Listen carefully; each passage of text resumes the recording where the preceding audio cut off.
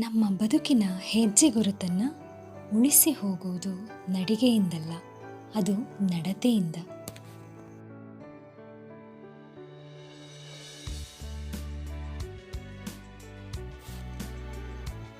ಬೇರೆ ಯಾರೂ ಇಲ್ಲದಿದ್ದಾಗ ನಿಮಗಾಗಿ ಯಾರಿದ್ರು ಎಂಬುದನ್ನು ಎಂದಿಗೂ ಮರೆಯಬೇಡಿ.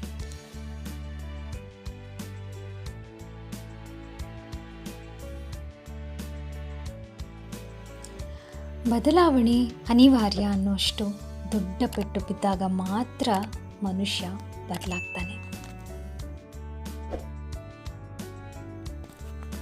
ಶಿಸ್ತು ಅಭ್ಯಾಸಗಳಿಗೆ ಕಾರಣವಾಗುತ್ತೆ, ಅಭ್ಯಾಸಗಳು ಸ್ಥಿರತೆಗೆ ಕಾರಣವಾಗುತ್ತೆ, ಸ್ಥಿರತೆಯು ಬೆಳವಣಿಗೆಗೆ ಕಾರಣ ಆಗುತ್ತೆ.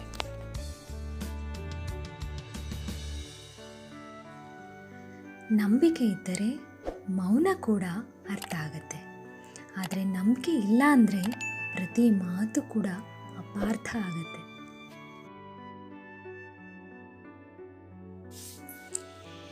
ಸ್ವೀಕರಿಸಿಕೊಳ್ಳುವ ಧೈರ್ಯ ಮತ್ತು ಸುಧಾರಿಸಿಕೊಳ್ಳುವ ಸಹನೆ ನಿಮ್ಮಲ್ಲಿ ಇದ್ದರೆ ನೀವು ಏನು ಬೇಕಾದರೂ ಸಾಧಿಸಬಹುದು.